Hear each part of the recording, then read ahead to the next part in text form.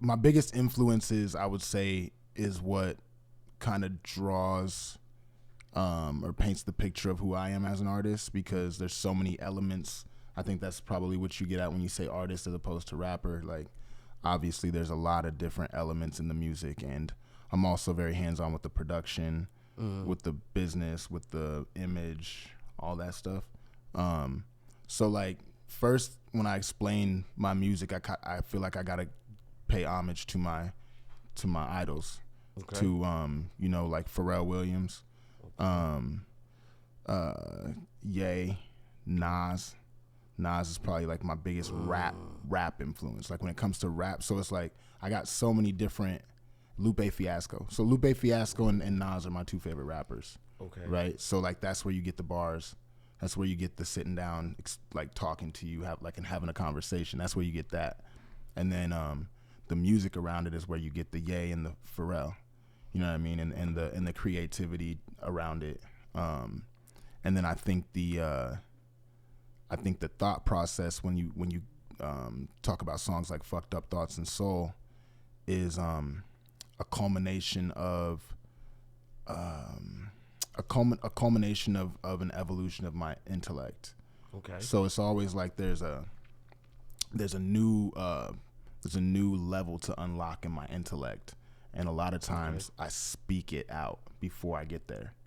And it's like music has always been my number one therapist, and it's also been my number one tool for manifestation. You know what I mean? And what's crazy is I've learned over the years that it's not necessarily linear. Like it's not necessarily like a linear equation. Like a lot of times I'll say something and not know what it means yet, and then 2 years later I'm like, damn, my questions got answered in that joint. But you knew it meant something when you said it. I knew it meant something. I didn't know what it meant. Yeah, I didn't know what it meant, but I knew it meant something. I knew that something was trying to unlock in my mind. You know what I mean? And so that's what you're getting on those songs. Is just very raw expressions of where my mind was at that time, and to answer your question more specifically of where my mind was at the time was a very and I'm still always evolving, growing, learning, you know, of course, but it was very much seeing the world around me, and seeing the illusion that was placed in front of me at an early age, and seeing how I was evolving and growing and questioning a lot of that illusion that I had been given. And now it's crazy to talk about it because I'm past the questioning part now. Like now I'm like, oh, I'm in it. I'm a full-time advocate for the illusion. You know what I mean? Like when it comes to the Matrix, and when it comes to, like, you know what I mean? Just the veil that's placed over us in society. Like I'm one of the top spokesmen, you could say, you know what I mean, when it comes to that in my music. And it was a powerful scene in Soul. Listen to me. This made me, I haven't rewind something for a long time, brother. Mm-hmm. Just to be like, hold on, let me see something. Like, and really like look at, so the scene where the white girl come out, the waitress. Yep. And the lines and do the chains, I was like, ooh. Because now we talking about the illusion in the Matrix. Yep. So when I saw that, I was like, damn, he get it. Mm-hmm. Like, he really get it. Because that was a powerful scene, and I don't know how many people might have skipped over that, but I was like, he says so much.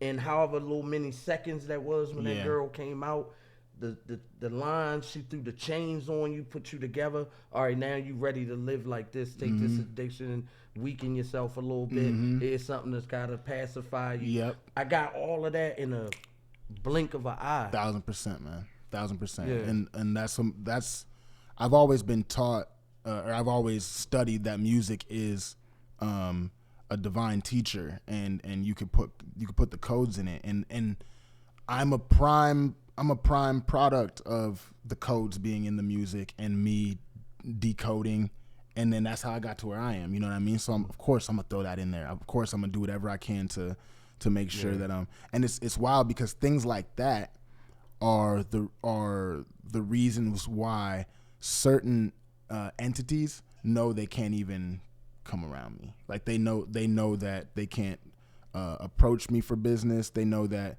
or they know that if they did at some point, that my philosophies will take over.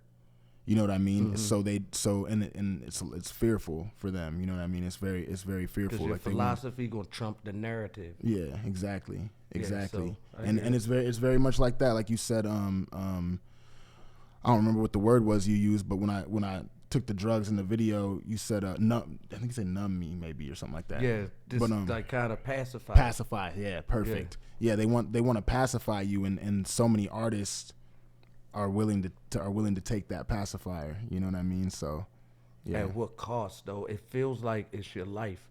It feels like if you make the wrong decision, I feel like the industry, it's like death or life. Like you could get in, but depending on the road you take, the alliances you make or the alliances you don't make, that can have, you know, a lot to do with it. So it's good to kind of have an artist like you, because in the sense of the mindset with regard to the music, it's a throwback. You get what I'm saying? Yeah. Listen, because again, and I did a podcast on this about, you know, rap from when it started, but and they throw this word around conscious, you know, woke or whatever, but just someone kind of in tune to what the whole plan is and kind of already resolution minded with regard to like how I'm attack this thing. Right. This is what I'm gonna do.